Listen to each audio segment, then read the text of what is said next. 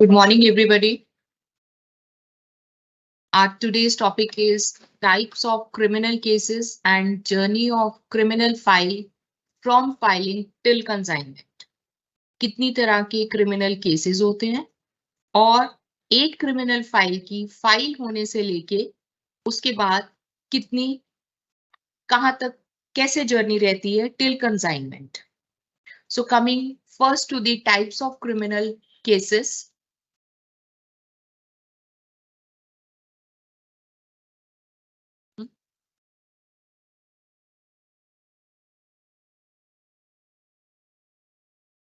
मेरे ख्याल से आपके साथ स्क्रीन शेयर नहीं हो रही है, हम वो ट्राई कर रहे हैं.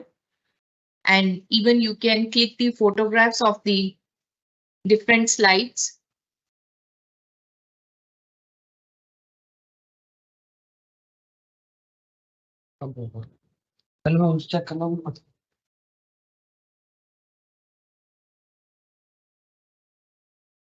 हमारे पास जो क्रिमिनल ट्रायल है, पहला रहता है समरी चलान. समरी चलान जो है उसमें ट्रैफिक चलान, फैक्ट्रीज एक्ट, शॉप एक्ट, इसके केसेस आ जाते हैं. उसके बाद आता है सम्मन केस. सम्मन केस जो है वो पुलिस की रिपोर्ट 173 की रिपोर्ट पे भी फाइल हो सकता है या कंप्लेंट से, that is the private complaint which is filed by the complainant himself. उसके बाद वारंट केस. वारंट केस की जो डेफिनेशन दी हुई है that is under the CRPC, वो ऑफेंस जो डेथ, इम्प्रिजनमेंट ऑफ लाइफ या 2 साल से ऊपर की इम्प्रिजनमेंट के साथ हो, वो ऑफेंस को वारंट केस कहा जाता है. और जो वारंट केस नहीं है वो सम्मन केस है. सो वारंट केस जो है पहला आ जाता है ट्राइबल बाय मैजिस्ट्रेट, जो सिर्फ मैजिस्ट्रेट्स के ट्राइबल है. वो अगेन पुलिस रिपोर्ट पे भी हो सकता है जिसकी 173 की रिपोर्ट आएगी या प्राइवेट कंप्लेंट आ सकती है. Then comes the session trial. Session police report पे 173 की या by way of complaint. But ये जो सेशन ट्रायल है अंडर द IPC, वो फाइल जो है वो इलाका मजिस्ट्रेट के ही होता है.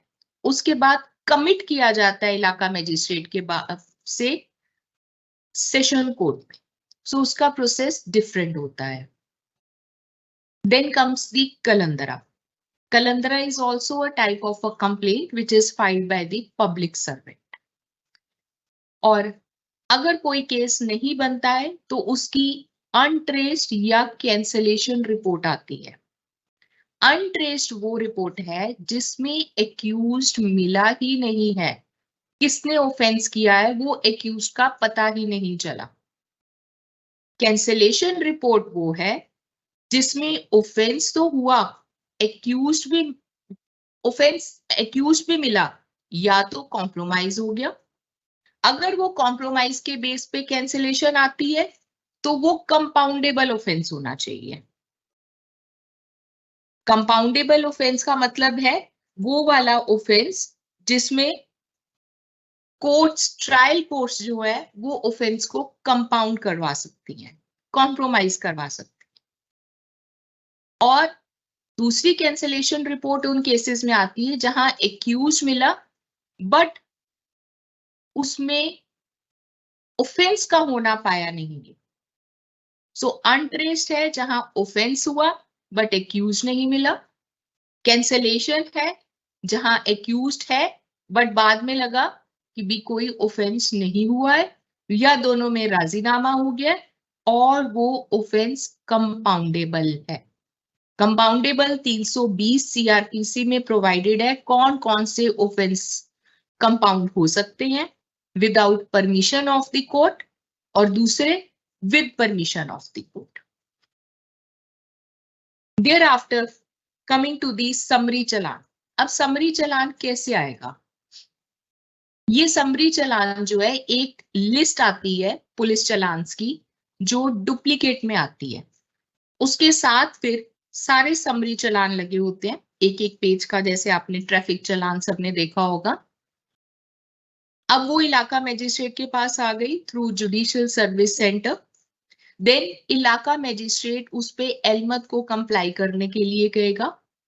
एलमत वो सारे चालान्स लेगा, उनको टैली करेगा लिस्ट में, जो जितनी लिस्ट में प्रोवाइडेड है क्या वो सारे चालान्स हैं। उसके बाद रिसीट इशू कर देगा पुलिस ऑफिशियल को। Thereafter, Elmer will make entry in register number 13.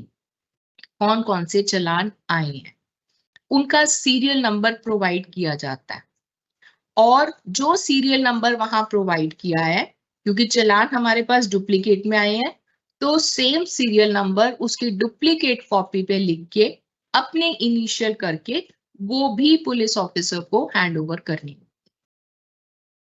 उसके बाद वो चालान्स, क्योंकि उन पे डेट डली होगी जो उन्होंने पब्लिक को दी है पुलिस वालों ने, उस डेट के अकॉर्डिंगली चालान्स को अरेंज कर लेना है। देयर आफ्टर जब वो पेश होगा, चालान भुगता जाएगा, then enter all the challans date wise for disposal. उसके आगे आ जाएगा कि ये डिस्पोज हो गया है।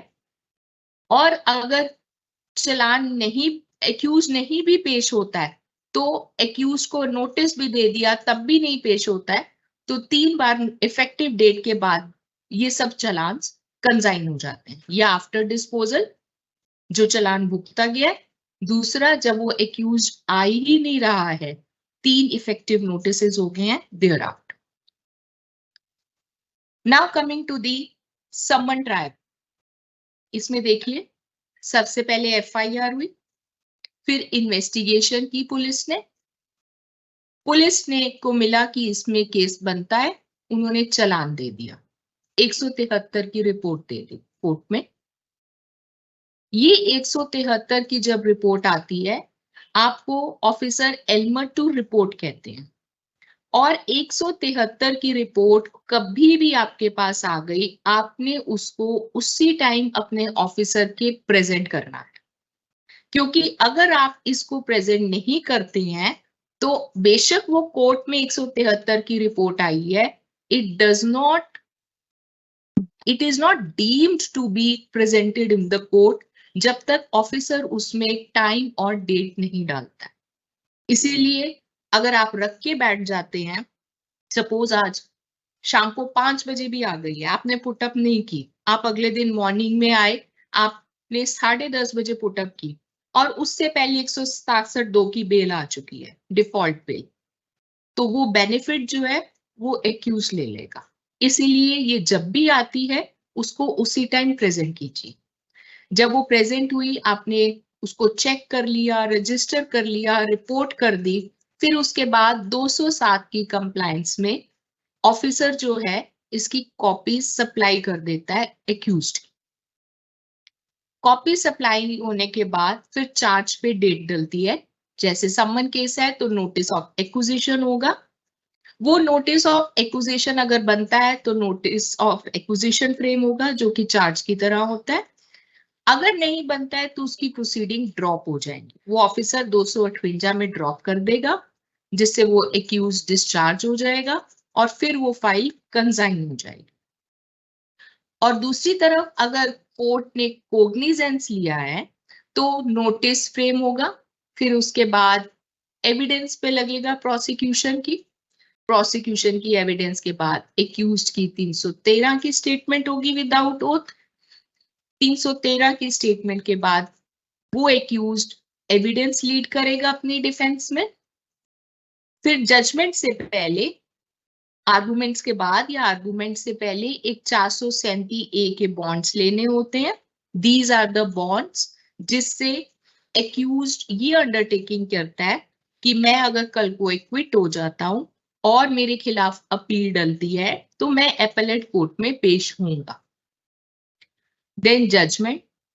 अब जजमेंट एक्विटल की भी हो सकती है, कन्विक्शन की भी हो सकती है।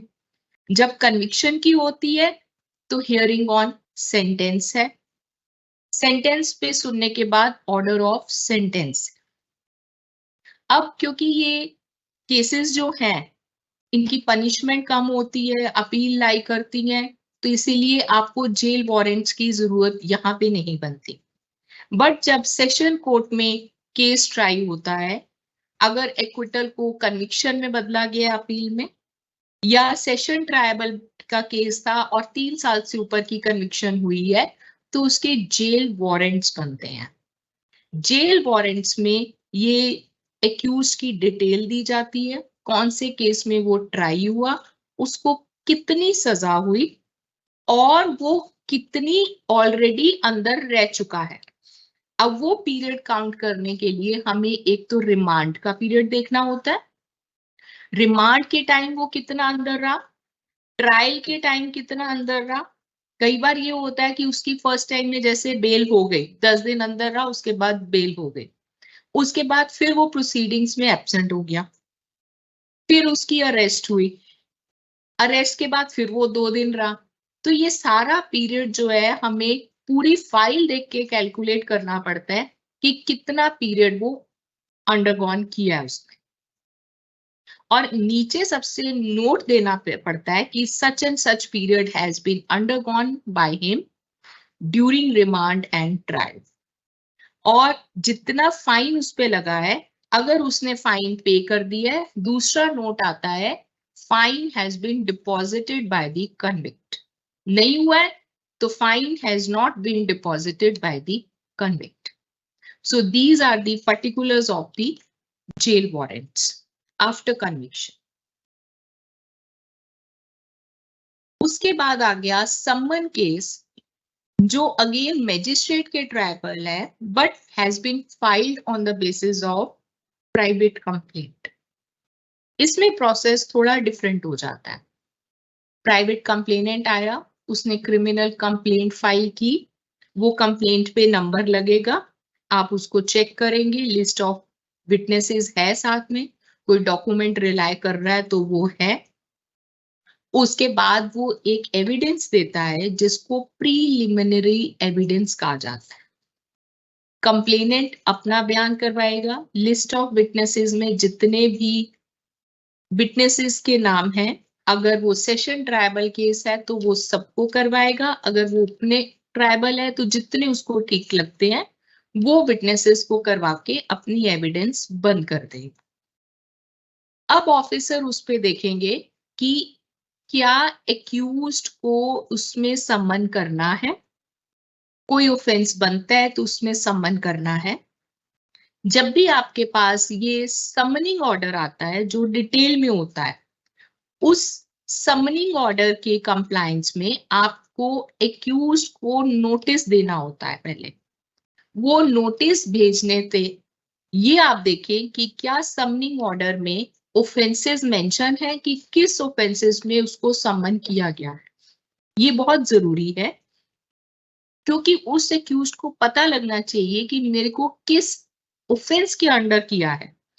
अगर वो अपनी एंटीसिपेटरी बेल लगाना चाहता है तो वो अपनी एंटीसिपेटरी बेल वो ऑफेंसेस को मेंशन करके, समनिंग ऑर्डर को मेंशन करके लगाएगा, और हर सम्मन के साथ कंप्लेंट की कॉपी जाएगी। Thereafter there is the dismissal। अगर कोर्ट को लगता है कि कंप्लेंट नहीं बन रही है तो ये डिसमिस हो जाएगी। Then the file will be consigned to the records। अब इस केस में अगर ऑफेंस बन रहा है, समनिंग ऑर्डर पास हुआ है, आपने समन इशू कर दिए, एक्यूज्ड पेश हो गया। एक्यूज्ड हो सकता है एंटीसिपेटरी बेल लेके आए, अगर बेलेबल ऑफेंसेस हैं तो वही कोर्ट में उसकी बेल हो जाएगी, बेल बॉन्ड्स फर्निश करेगा। देयर आफ्टर उसकी फिर नोटिस ऑफ एक्विजिशन लगेगा, उसके बाद वो अब अपना बयान करवाएगा। पहले हमारे पास प्रोसिक्यूशन एविडेंस था, बट यहाँ पे आ गया एविडेंस ऑफ द कंप्लेनेंट। अपने बयान खत्म करने के बाद, मतलब कि जितने भी विटनेसेस उसने करवाने हैं, उसकी 313 की, एक्यूज्ड की 313 की स्टेटमेंट विदाउट ओथ रिकॉर्ड होगी। वो स्टेटमेंट रिकॉर्ड होने के बाद डिफेंस एक्यूज देगा, फिर वही प्रोसेस है जजमेंट का। उससे पहले 437A के bonds, arguments, conviction, acquittal, conviction हुई है तो सेंटेंस पे, then order on sentence. So this is the process with regard to summon case. अब हम आ जाते हैं वारंट ट्रायल. अब वारंट ट्रायल है जिसकी पनिशमेंट 2 साल या उससे ऊपर है. FIR, पुलिस से इन्वेस्टिगेशन, पुलिस चलान आ गया और कॉपी सप्लाई करती. अब ये अगर कॉपी सप्लाई की है, अगर तो मजिस्ट्रेट के अपने ट्राइबल है तो उसके पास 2 ऑप्शन है. पहला, अगर कोई ऑफेंस बनता है तो उस पे चार्ज लगेगा, अगर नहीं बनता है तो वो डिस्चार्ज हो जाएगा. अगर चार्ज लगता है, नोटिस ऑफ एक्विजिशन की जगह यहां पर लगेगा चार्ज. तो उसके बाद सेम प्रोसेस आगे शुरू हो जाएगा. प्रोसिक्यूशन की एविडेंस, देन 313 की स्टेटमेंट एक्यूज्ड की, उसकी डिफेंस, 437 के बॉन्ड्स, आर्गुमेंट्स, जजमेंट और फिर कन्विक्शन या एक्विट.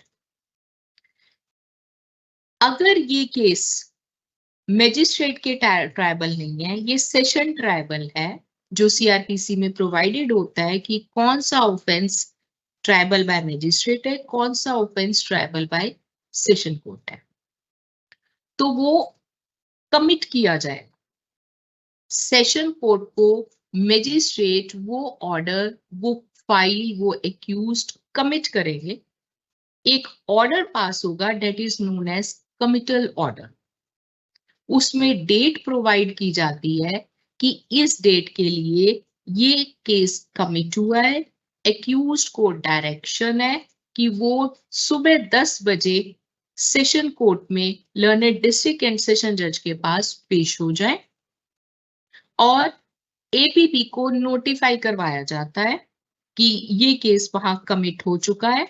तीसरी डायरेक्शन एलमत को दी जाती है कि फाइल कंप्लीट करके वेल बिफोर इन टाइम, उस डेट से पहले ही सेशन कोर्ट में फाइल भेज दी जाए. वहां पे अगर सेशन कोर्ट में जब फाइल जाती है, वो आगे फिर इंटरेस्ट होती है टू दी एडिशनल सेशन जजेस. अब अगर सेशन कोर्ट में ये लगता है कि ये केस जो है बनता है तो वो चार्ज लगेगा, नहीं बनता है तो डिस्चार्ज होगा. और कई बार ये होता है कि वो उनको लगता है कि ये ट्राइबल बाय मजिस्ट्रेट है, क्योंकि जो ऑफेंस उसमें ट्राइबल बाय सेशन कोर्ट डाला था वो नहीं बनता, तो वो रिमांड कर देंगे. उस रिमांड में चाहे वो इश्यू खुद चार्ज खुद फ्रेम कर दे या वो मजिस्ट्रेट को डायरेक्शन दे दें कि इस इन ऑफेंसेस की चार्ज लगेगा. सो उसके बाद फिर वो दोबारा से वो प्रोसेस शुरू हो जाता है जो मजिस्ट्रेट के पास था. ये उसका फ्लो चार्ट है और वो प्रोसेस टिल कंसाइनमेंट चलेगा. अब अगर कोई भी चलान जो स्पेशल एक्ट्स के अंडर है, स्पेशल एक्ट्स में जैसे कि NDPS में आ गया, पॉक्सो में आ गया, इलेक्ट्रिसिटी में आ गया, PC एक्ट में आ गया, प्रिवेंशन ऑफ करप्शन एक्ट, इन सब के चलान आप जो भी मजिस्ट्रेट कोर्ट में है, इलाका मजिस्ट्रेट इन चलान्स को एंटरटेन नहीं करेंगे. NDPS में सिर्फ स्मॉल क्वांटिटी का जो चलान है वो इलाका मजिस्ट्रेट के पास एंटरटेन होगा. बाकी सब चलान आप ऊपर के लिए IU को बोल देंगे. स्पेशल कोर्ट उस डिस्ट्रिक्ट में जो कोर्ट स्पेशल कोर्ट बनाई गई है, उन कोर्ट्स में ये चलान डायरेक्ट जाएगा. इनमें कमिटल की जरूरत नहीं है. सिर्फ NDPS की स्मॉल क्वांटिटी का जो चलान है वो इलाका मजिस्ट्रेट के होगा और ट्रायल भी वहीं चलेगा. अब इसमें मजिस्ट्रेट क्या आया, ऑर्डर्स आ गए एलमट टू चेक एंड रिपोर्ट और साथ में नीचे डेट एंड टाइम. अब आपने कोई भी चालान जो आपके पास आया है, आपने उसको चेक करना है कि क्या 173 की रिपोर्ट के नीचे जो डॉक्यूमेंट्स की लिस्ट दी होती है वो सारे डॉक्यूमेंट्स उसमें हैं। क्या आपके पास कोई डाइंग डिक्लेरेशन, कोई 164 का बयान उस केस का आपके पास ऑलरेडी पड़ा हुआ है, आपको आपके ऑफिसर ने हैंड ओवर किया है, तो वो उसके साथ लगाना है। अगर कोई भी डॉक्यूमेंट कम है तो आप उस पर रिपोर्ट करेंगे कि such and such document is not there और ऑफिसर की नोटिस में लेके आएंगे। तब आप चालान कंप्लीट की रिपोर्ट नहीं देंगे, आप ऑफिसर के नोटिस में लेके आए कि इसमें ये डॉक्यूमेंट कम है। वो डॉक्यूमेंट कम होने की जो डायरेक्शन है उसको कंप्लायंस करने के लिए आपके ऑफिसर जो है वो आईओ को डायरेक्ट करेंगे कि वो डॉक्यूमेंट लगाया जाए। वो डॉक्यूमेंट लगाने के बाद फिर चालान दोबारा पुटअप होगा, फिर आप उसको चेक करेंगे और जब कंप्लीट हो जाए तो उस पे लिखेंगे चालान इज कंप्लीट और उसको रजिस्टर करेंगे। अब इसके बाद रीडर सबमिट कर दी कोर्ट में टू द ऑफिसर। ऑफिसर ने रजिस्टर करने का ऑर्डर कर दिया, आपने रजिस्टर कर दिया, तो जो प्रिंट आउट्स हैं एंट्रीज की वो इंस्टीट्यूशन रजिस्टर में आप एंड में लगाएंगे और इसकी जो एंट्री है वो CIS में डिटेल एंट्री डल जाएगी। तो ये CIS में भी एंटर हो जाएगा और आपके इंस्टीट्यूशन रजिस्टर में भी एंटर हो जाएगा। अब जैसे हमने किया summon case which is filed on the police report, then summon case filed by way of complaint, then warrant case triable by magistrate which is filed by the police. Now comes warrant case which is triable by the magistrate or the session court on the basis of the complaint. Private complaint जब डल जाती है तो उसका क्या process रहेगा? सबसे पहले criminal complaint आई, उस क्रिमिनल कंप्लेंट पे इलाका मजिस्ट्रेट ने प्रीलिमिनरी एविडेंस ली। जैसे मैंने आपको पहले बताया है, अगर ये सेशन ट्राइबल केस है तो फिर सारी जितने विटनेसेस लिस्ट में हैं उन सब की गवाही होगी, और अगर ये मजिस्ट्रेट की ट्राइबल है तो वो डिपेंड करता है उस कंप्लेनेंट पे वो कितने गवाह अभी करवाना चाहता है। उसके बाद अगर कोर्ट को लगता है तो प्रोसेस इशू होगा, that will be the summoning order. Summoning order में डिटेल होगी कि कौन कौन सा एक्यूज्ड किस किस ऑफेंस में समन किया गया है। हो सकता है सारे एक्यूज समन ना करने हों, तो that will be mentioned in the summoning order. उस पे आप समन भेजेंगे, देन एक्यूज्ड अपीयर हो जाएगा, देन उसको एक कॉपी सप्लाई होगी। अब जो कॉपी सप्लाई है, अगर तो वो सेशन ट्राइबल केस है तो वो कमिट होगा, फिर वो कमिटल ऑर्डर होगा और देन वही प्रोसेस है, सेशन कोर्ट में जाएगा। सेशन कोर्ट, अगर सेशन कोर्ट को लगता है कि भी ये it's not triable by the session, then it will be remanded to the magistrate. और इधर अगर वो मजिस्ट्रेट ट्राइबल है तो कोई ऑफेंस बनता है, कोग्निजेंस लेना है तो चार्ज लगेगा, नहीं है तो डिस्चार्ज। उसके बाद evidence of the prosecution, then 313 of the accused, defense of the accused, 437 bonds and arguments, then फिर वही conviction, acquittal and everything. So the remaining process remains same. अब बारी आ गई कि जब भी कोई केस कमिट होता है, इलाका मजिस्ट्रेट से कमिट होके सेशन कोर्ट में जाता है, तो उसमें एलमत का क्या रोल रहता है? आपके पास फाइल आई प्रिजाइडिंग ऑफिसर से जिसमें कमिटमेंट ऑर्डर है। आप इस फाइल को वॉल्यूम 4 चैप्टर 16 ए के अकॉर्डिंगली अरेंज करेंगे। This volume 4 chapter 16A is according to High Court rules and orders. हमारा सारा प्रोसीजर एक एक प्रोसीजर हमारा high court rules and orders में दिया हुआ है।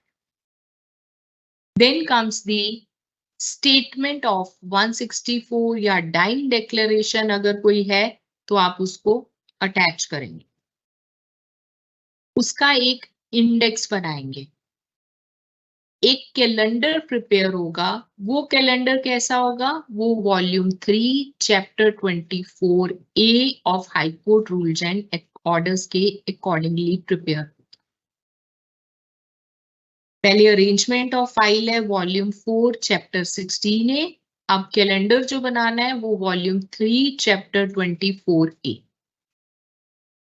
एक नोटिस जाएगा पीपी को जो फॉर्म नंबर 31 है, जो कि शेड्यूल 2 ऑफ द सीआरपीसी में है। This is in the CrPC form 31 in schedule 2।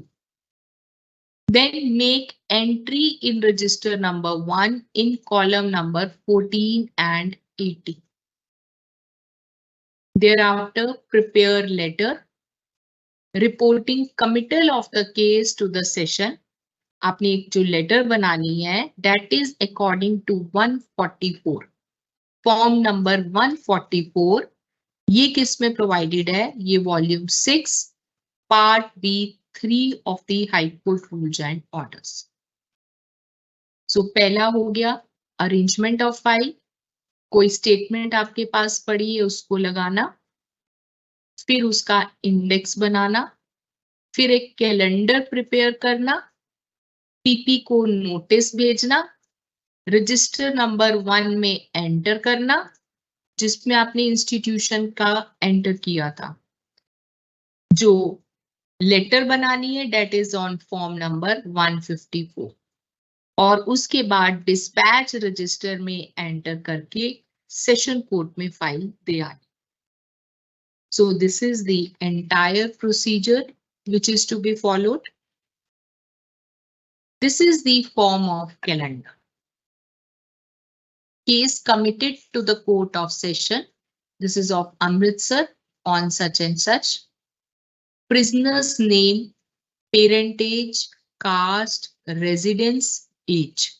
So details of the person who has to face trial.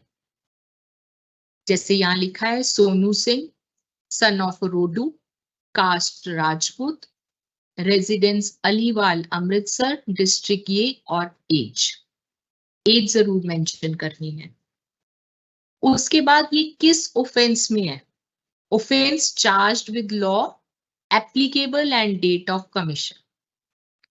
Accused number 1 and 2 के खिलाफ यहाँ लिखा है मर्डर ऑफ निक्का सिंह ऑन 25 जून 1894। तो सेक्शन बना है 302 आईपीसी। 3 के अगेंस्ट सिर्फ ये चार्ज है, furnishing false information to a public servant on इतना, सेक्शन है 177 IPC. Thereafter date of apprehension, accused number 1 को कब पकड़ा गया है, अरेस्ट किया गया है, 2 को कब किया गया है, 3 को कब किया गया। अब क्या वो एक्यूज्ड जेल में है, कस्टडी में है या बेल पे है? जैसे यहां मेंशन है 1 and 2 in prison and number 3 on bail. Next column है witnesses for prosecution with a brief indication of the nature of evidence shown against name of each. कौन सा विटनेस किस पर्पस के लिए रखा गया है, ये आपको लिस्ट ऑफ विटनेसेस से मिल जाएगा।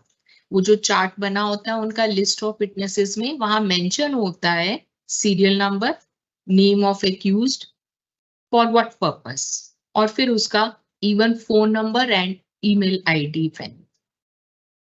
अब इसमें जैसे डॉक्टर AB सिविल सर्जन, किस लिए? To know cause of death.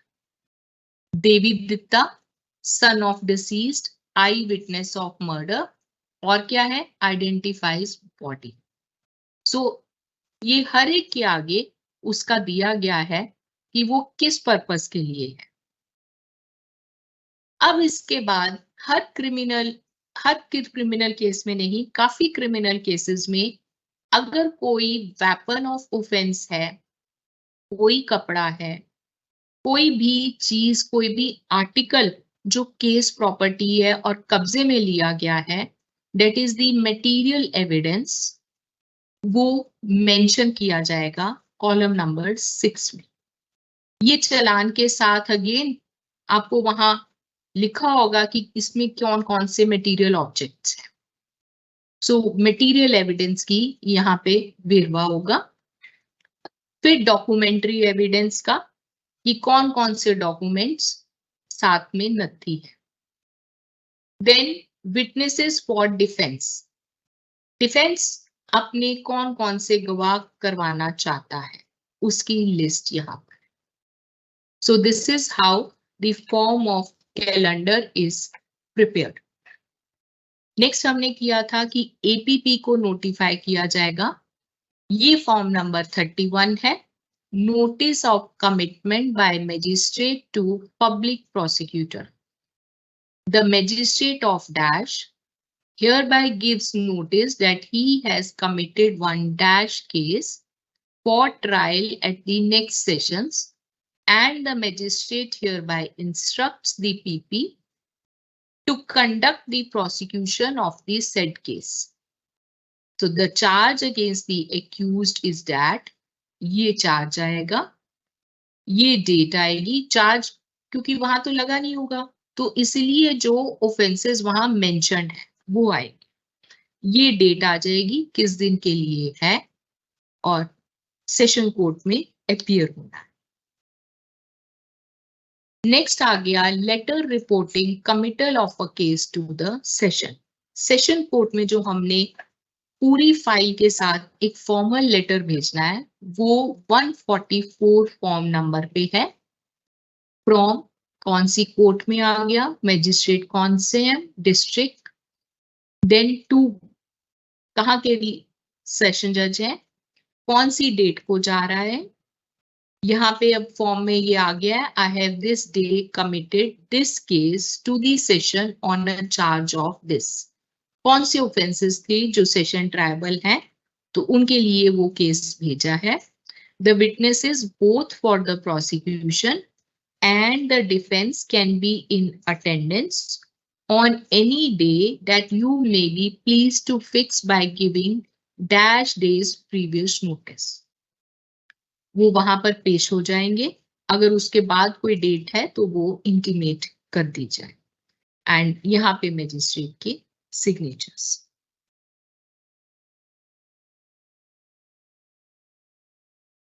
अब जब आपने अपने बिहाफ पे ये कर लिया, फाइल अरेंज कर ली, पीपी को नोटिफाई कर दिया, फॉर्मल लेटर लगा दिया फॉर्म नंबर 144 पे, एक इंडेक्स बना लिया, तो आपने ये फाइल जो है डिस्पैच की और डिस्पैच करके नंबर लगा के सेशन कोर्ट में चलेगी. अब सेशन कोर्ट के जो एलमत लगे हुए हैं उनका क्या काम रहेगा, उनको ये file according to index tally करनी है. क्या जो इंडेक्स में मेंशन है वो सारे डॉक्यूमेंट्स हैं. फिर अपने प्रिजाइडिंग ऑफिसर के पुट अप करनी है, जो रजिस्टर करने का ऑर्डर करेंगे. On such order register the file and make entries in register number 5. Then prepare fresh index of session trial. और फिर जो जो ऑर्डर टाइम टू टाइम होंगे वो जो भी पास होते रहेंगे उनको कंप्लाई करना.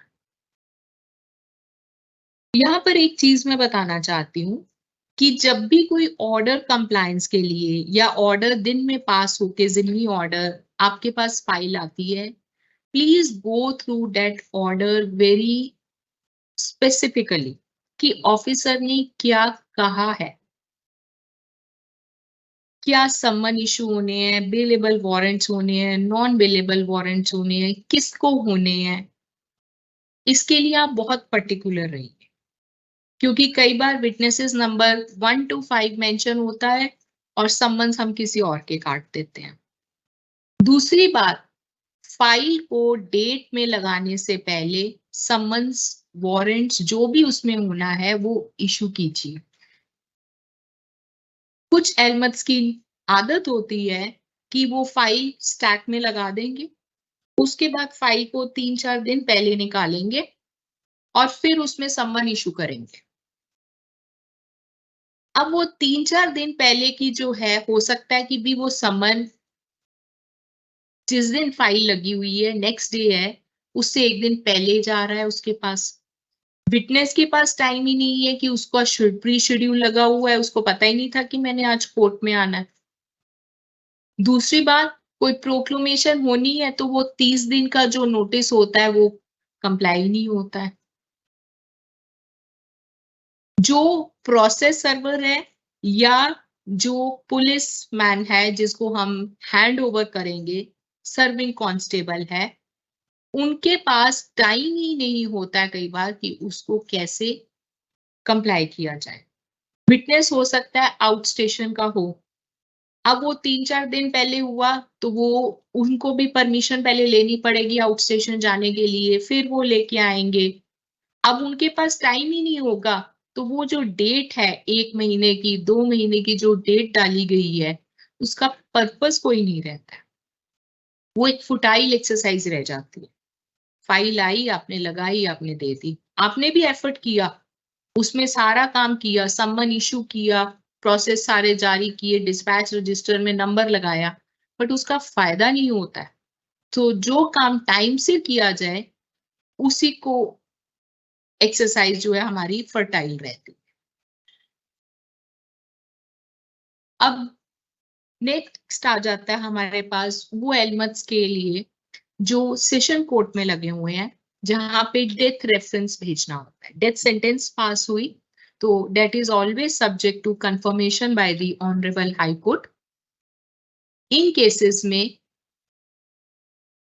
the original record of court of session except the final judgment, but वो टाइप रिटर्न जजमेंट जाती है, सारा रिकॉर्ड ओरिजिनल जाता है, उसके साथ 2 type return copies of following documents, that is 2 extra type written copies of the judgment, FIR, inquest report, charge sheet, record of evidence in the court of session, material documentary evidence including electronic evidence और 313 की statement. अब इसमें एक copy जो है record की पूरी, that is forwarded after authentication, जो rule 7 chapter 25 part G of volume 3 में प्रिस्क्राइब्ड, उसके अकॉर्डिंगली ये ऑथेंटिकेट करवा के फॉरवर्ड करना होता है ऑनरेबल हाई कोर्ट की। And reference should again be in the prescribed form, उसका एक प्रिस्क्राइब्ड फॉर्म दिया गया है, उस पे होगा। जो फाइनल जजमेंट की कॉपी है, कॉपी पे भी आप लर्नेड सेशन जज के साइन लेंगे और उस पे सुप्रिटेंड या कोई और officer of the court sign नहीं करेगा। जो judgement even though in the copy has to be sent to the Honorable High Court. So this is about the death reference. Next हमने किया था कि अगर कोई भी केस नहीं बनता है, FIR लॉन्च हो गई, FIR लॉन्च होने के बाद इन्वेस्टिगेशन हुई, एक पुलिस को अगर FIR बाय नेम है और ये लगता है कि ये अकरेंस ही नहीं हुई है या अकरेंस हुई है और ऑफेंस कंपाउंडेबल है 320 CRPC के अकॉर्डिंगली, तो कंप्लेनेंट और एक्यूज्ड में राजीनामा हो गया है, then it will be a cancellation report. और अगर वो एक्यूज पकड़ा ही नहीं गया है, एफआईआर अननोन के अगेंस्ट थी, पता ही नहीं लगा किसने ऑफेंस किया है, तो आएगी अनट्रेस्ड रिपोर्ट। जब भी ये आती है from judicial service centre, officer एलमत को चेक करने का, रजिस्टर करने का ऑर्डर करेंगे। चेक करने के बाद जैसे 173 की रिपोर्ट चेक की जाती है, वैसे ही चेक करने के बाद वो अपनी रिपोर्ट देंगे और रजिस्टर जो कैंसिलेशन और अनट्रेस्ड रिपोर्ट्स के लिए बना है उसमें एंट्री होगी।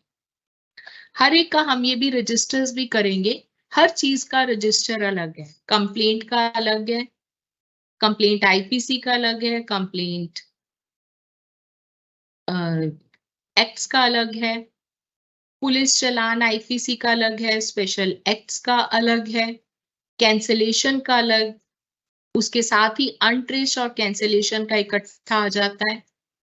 तो अब इसकी एंट्री उसमें होगी। जब भी कोई ऑर्डर पास होता है कैंसिलेशन या अनट्रेस्ड रिपोर्ट में, जिसमें ये एक्सेप्ट की जाती है, उन केसेस में क्या होता है, जो डॉक्यूमेंट्स हमारे पास पुलिस के आए होते हैं, वो डॉक्यूमेंट्स हमें पुलिस हेडक्वार्टर पे वापस भेजने होते हैं। It is not like the consignment जो हमारे ऑर्डिनरी केसेस में होती है। कैंसिलेशन या अनट्रेस्ड रिपोर्ट में पुलिस डॉक्यूमेंट्स जितने भी हैं वो हमें वापस भेजने होते हैं टू दी पुलिस हेडक्वार्टर। और कौन सी चीजें हमें कंसाइन करनी है और जुडिशियल रिकॉर्ड रूम में रखनी है, those are the judicial papers जिसपे ऑफिसर के ने जुडिशियल ऑर्डर पास किए हैं, जो जिम्नी ऑर्डर्स थे और फाइनल ऑर्डर। एक कॉपी आप फाइनल ऑर्डर की वहां भेजेंगे, that will be a copy, ताकि उनको भी पता रहे कि इस केस में ये हुआ है, this order has been passed.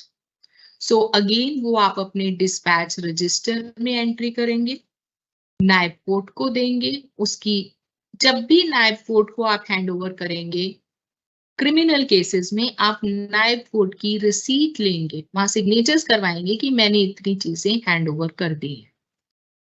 अगर आप वहां सिविल मैटर में उसको भेज रहे हैं टू दी नाजर, तो भी आपके पास रिकॉर्ड होगा कि ये मैंने सिविल नाजर को, तमीली नाजर को डिस्पैच किया है।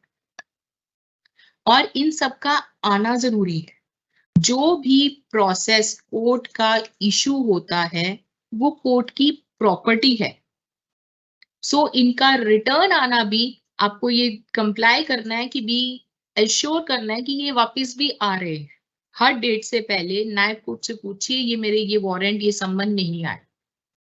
सिमिलरली इन सिविल मैटर्स वहां नाजर से पूछिए ये वापस नहीं आया है, इन चीजों की देखिएगा।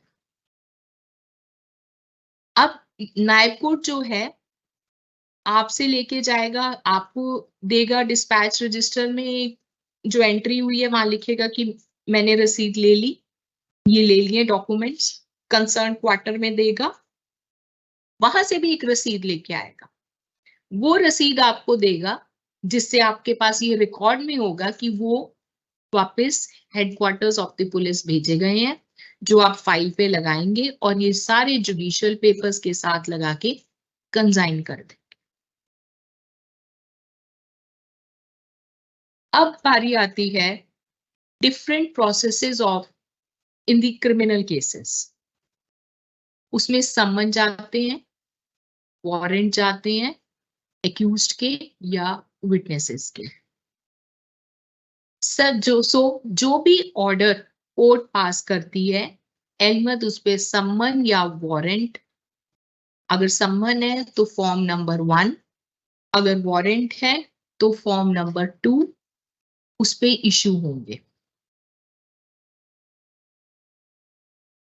और ये डुप्लीकेट में इशू होंगे जिसमें प्रिजाइडिंग ऑफिसर के सिग्नेचर और सील दोनों रहेगी। सम्मन्स आप सर्विंग एजेंसी में देंगे, वारंट्स आप नायब कोर्ट को हैंड ओवर कर देंगे, जो पुलिस में आगे देगा।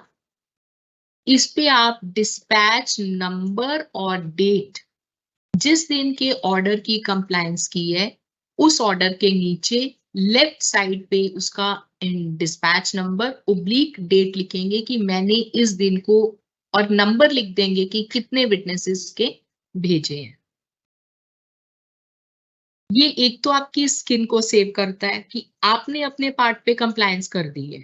अब नायब कोर्ट की ड्यूटी थी कि वो वापस आए।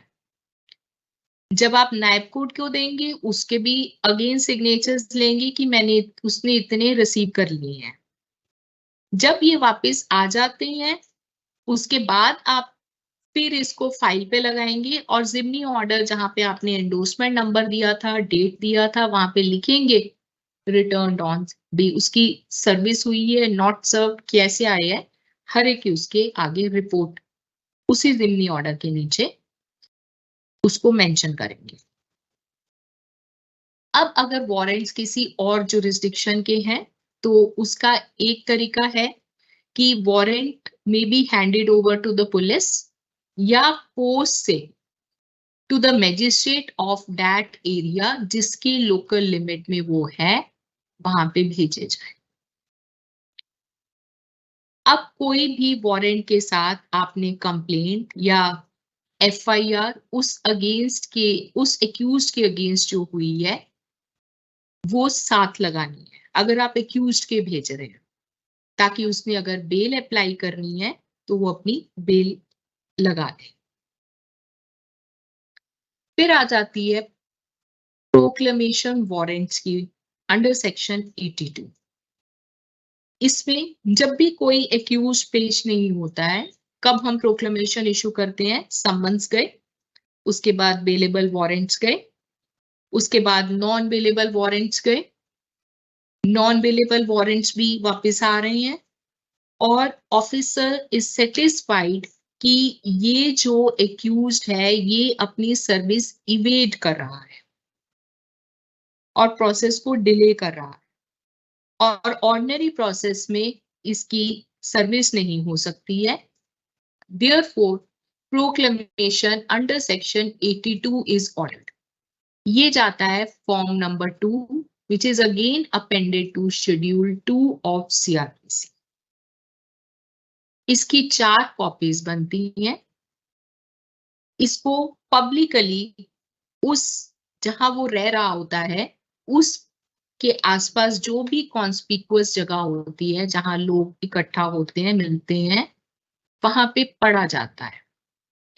एक कॉपी इसकी उस घर के बाहर जहां वो ऑर्डिनरीली रहता है वहां पर लगाई जाती, या फिर वो ही कॉन्स्पिक्युअस प्लेस उस टाउन की, विलेज की, जहां वो इकट्ठे होते हैं, वहां पे लगाई जाती।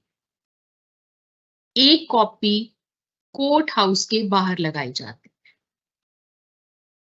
अगर कोर्ट ने ऑर्डर किया है for publication of proclamation in newspaper, जो न्यूज़पेपर में है एक कॉपी वहां भेजी जाएगी, और चौथी कॉपी जो है वो वापस आएगी विद द रिपोर्ट कि इस दिन को ये पब्लिकेशन, ये प्रोक्लेमेशन हो गई, उस दिन पढ़ा था, इस दिन पेस्ट किया था, तो वो कॉपी पे रिपोर्ट होके that is placed on the file.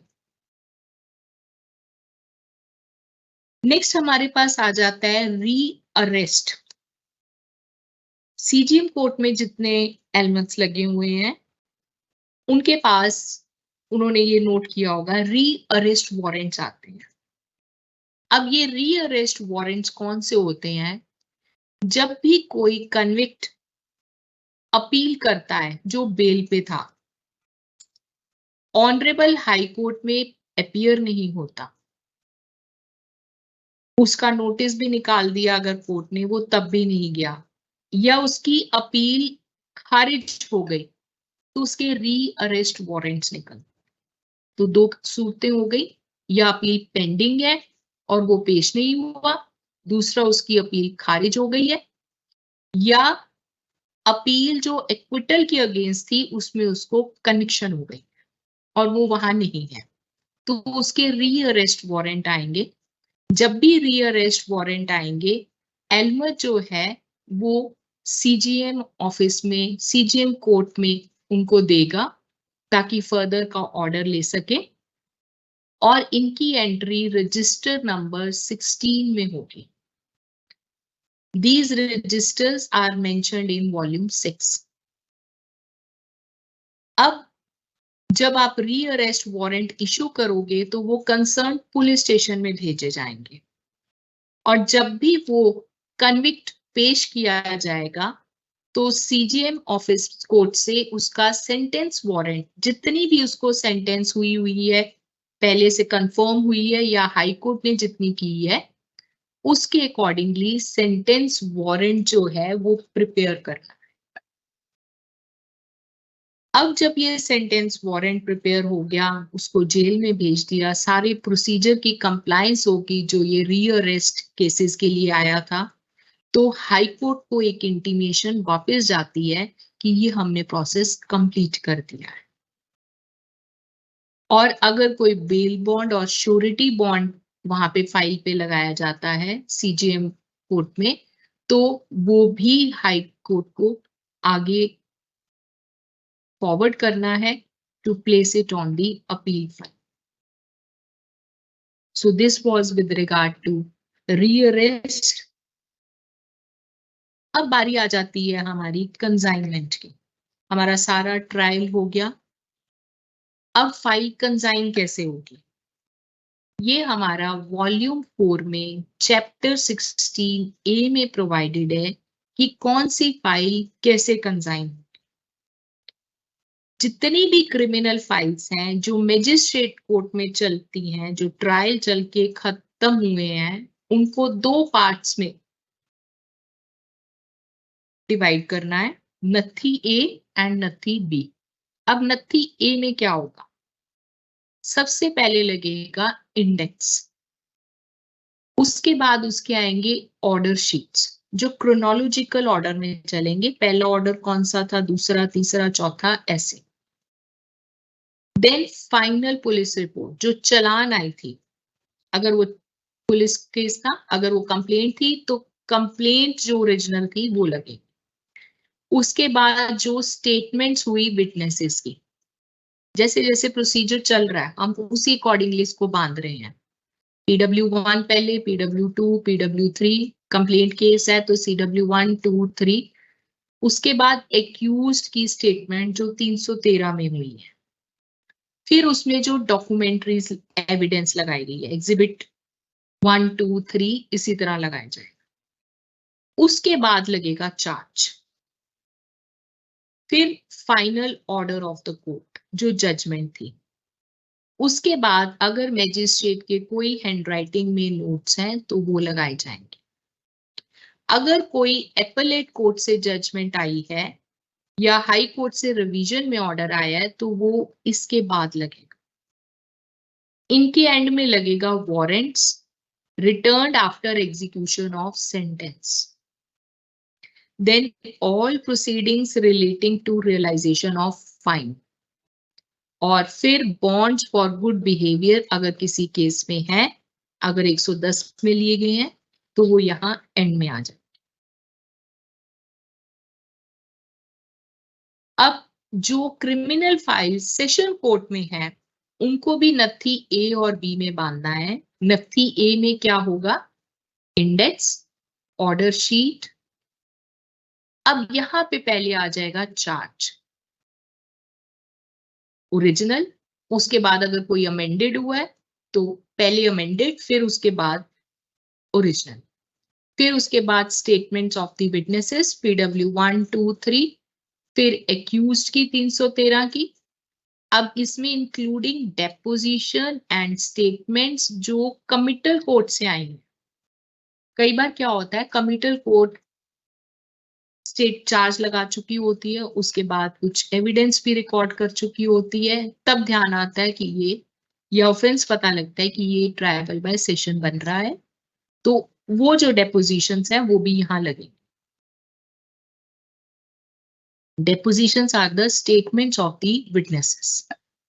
उसके बाद डॉक्यूमेंट्री, फाइनल वर्डिक्ट। ये वर्डिक्ट ऑफ जूरी पहले होता था, अब जूरी नहीं होती है। फिर all notes in the writing of the officer. फिर हाई कोर्ट से कोई अपील, रेफरेंस या रिवीजन में ऑर्डर आया। फिर warrants return after execution of sentence. All proceedings relating to realisation of fines. अब नथी बी में जो आ जाता है ना, वो सब कुछ वो होता है जो बाकी बच गया इनके ना, वो नथी बी बनती है। ऐसे ही क्रिमिनल अपील में पहले बनता है इंडेक्स, फिर ऑर्डर शीट्स, पहली डेट की, दूसरी, तीसरी। फिर जो अपील मेमो ऑफ अपील आई थी, लोअर कोर्ट की जजमेंट, उसकी कॉपी, कोई एडिशनल एविडेंस अगर 391 में ली गई है फिर वो, फिर उस एपेलेट कोर्ट का फाइनल जजमेंट, और उसके बाद all notes in the handwriting of जज। So these are all in the part A. इन तीनों में जो बाकी पेपर्स बच जाएंगे वो नथी बी में जाएंगे। अब कंसाइनमेंट जो है वो प्रोवाइडेड है हमारे high court rules and orders में। कैसे होगी? जब हम इसको फाइल को ए और बी नथी में कर लेंगे, सारी फाइल्स को with in 15 days of the decision हमें कंसाइन करवाना होता है। कंसाइनमेंट जब करवानी है वो सारी फाइलें इकट्ठी कर ली, along with challan in duplicate. एक चालान बनेगा कि कौन सी फाइल, उसकी डिटेल्स होंगी जो कंसाइन करनी है। इसके साथ कोर्ट रजिस्टर होगा। रजिस्टर है जिसमें डिस्पोजल लिखी गई है, जिसने वो जो रीडर ने मेंशन किया है। द कोर्ट रजिस्टर को पे रिकॉर्ड कीपर उसके साथ टैली करेगा।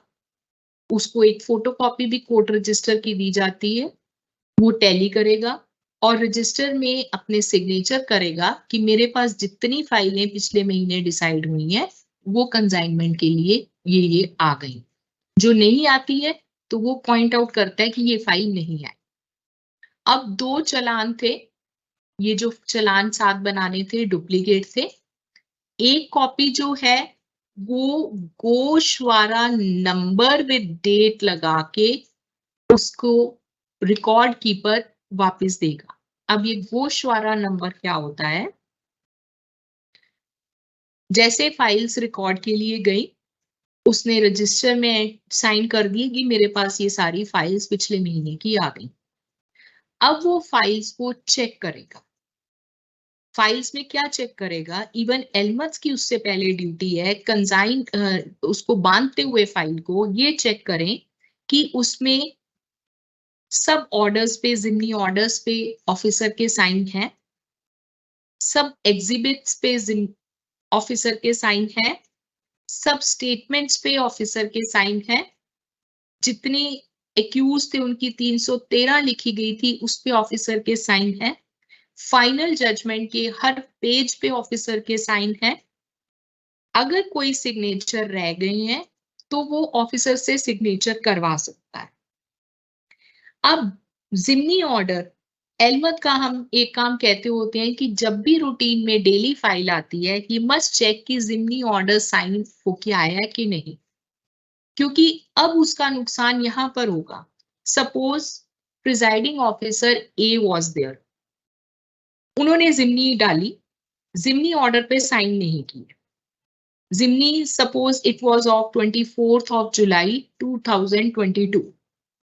अब उनकी ट्रांसफर हो गई। ट्रांसफर के बाद फाइल कंसाइन हुई 1 साल बाद, उनके साइन नहीं है। अब वो सिग्नेचर प्रेजेंट वाले प्रिजाइडिंग ऑफिसर नहीं कर सकते। सिमिलरली जो एविडेंस है, जो स्टेटमेंट लिखी गई पीडब्ल्यू की या डीडब्ल्यू की, अगर वो साइन नहीं है उस ऑफिसर के टाइम की, तो वो अब वाले ऑफिसर उनको साइन नहीं कर सकते। बेल बॉन्ड्स आपने कोई दिए और एक्यूज ने दिए थे, बेल बॉन्ड्स पे साइन रह गए पिछले ऑफिसर के, वो अब वाले ऑफिसर नहीं कर सकते। अब वाले ऑफिसर सिर्फ एग्जिबिटेड डॉक्यूमेंट पे या मार्क डॉक्यूमेंट पे सिग्नेचर कर सकते हैं, वो भी एक वर्ड लिख के, जिसको हम कहते हैं तकमीलन। हिंदी में, इंग्लिश में, पंजाबी में, जिसमें मर्जी लिखें, और उसके नीचे डेट डलेगी कि वो किस दिन हुए हैं। सो इसीलिए ये एलिमेंट्स को ध्यान रखना पड़ता है कि ये जो पिछले ऑफिसर के जाने से पहले उनके सिग्नेचर्स मैं सारी जगह पे चेक कर लूं हुए हैं या नहीं तो आपको उस स्टेशन पे जाके उनके साथ कोऑर्डिनेट करके एक लंबा प्रोसीजर अडॉप्ट करना पड़ता है। सो जब आपने चेक कर लिया, रिकॉर्ड कीपर फिर चेक करता है कि ये गोशवारा नंबर देने के लिए फाइल कंप्लीट है। उसके बाद हम रिकॉर्ड कीपर का करेंगे, तब हम करेंगे कि भी और क्या क्या देखना होता है रिकॉर्ड कीपर को। गोशवारा नंबर हर फाइल को प्रोवाइड किया जाता है। वो गोशवारा नंबर जो चालान की एक कॉपी पे वो खुद मेंशन करेगा कि इस फाइल को ये गोशवारा नंबर दिया गया है। That is the serial number of the record room, you can say. वो चालान वापस कर देगा, दूसरे चालान की कॉपी वो खुद रखते हैं।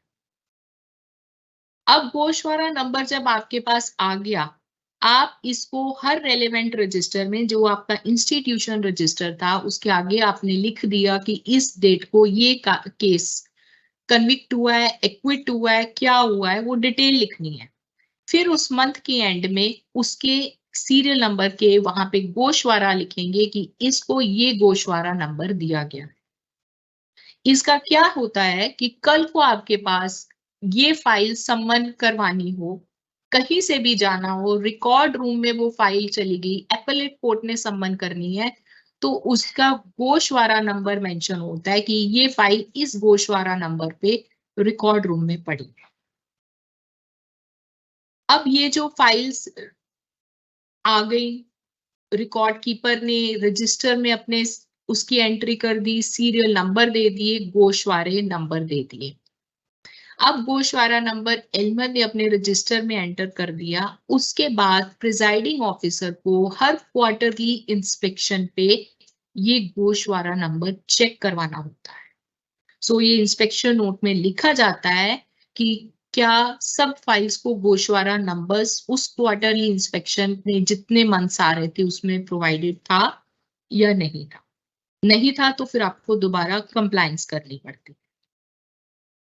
So this was all about the types of criminal cases and journey of a criminal trial from filing till institution. I hope कि आज जितने भी आपके मास्टर ट्रेनर्स हैं हर डिस्ट्रिक्ट में बैठे होंगे, और जहां नहीं भी बैठे हैं, क्योंकि आज का जो आपका प्रैक्टिकल वर्क है उसमें थोड़ी सी चेंज है। हमारे जो शेड्यूल में था वो प्रैक्टिकल वर्क आ रहा था रजिस्टर्स देखने का, बट ये जो हमारा आज का प्रैक्टिकल वर्क रहेगा उसके जरा नोट कर लीजिए प्लीज। आप ये जितने भी ट्रेनी ऑफिसर्स बैठे हैं उनको डिफरेंट फाइल्स दिखाएंगे जो हमने की है, डिफरेंट काइंड्स ऑफ ट्रायल्स, वो आप फाइल्स दिखाएंगे। उन फाइल्स में ये देखा जाएगा कि कौन सी फाइल कैसे चली है, जो जो प्रोसेसेस हमने किए हैं उनमें कौन से डिफरेंट प्रोसेसेस इशू हुए हैं और कैसे इशू हुए हैं। उसमें आप ये भी देखेंगे कि जो अनट्रेस्ड और कैंसिलेशन रिपोर्ट्स हैं उनको कैसे एंटरटेन किया गया है और उसके बाद कैसे ऑर्डर्स डाले गए हैं, कंसाइनमेंट करते हुए कैसे है, जो कमिटल फाइल है, जो भी फाइल कमिट हुई है वो कमिटल फाइल कैसे है, उसका चालान कैसे प्रिपेयर हुआ है, क्या क्या डॉक्यूमेंट्स जो हमने किए हैं, एपीपी को नोट करवाना, फॉर्मल ऊपर लेटर 144 फॉर्म नंबर पे करना, वो सब आप चेक करेंगे। इंडेक्स कैसे प्रिपेयर किया जाता है, कंसाइनमेंट कैसे करनी होती है, कन्विक्शन वारंट जो जेल वारंट बनता है आफ्टर कन्विक्शन वो कैसे बनेगा,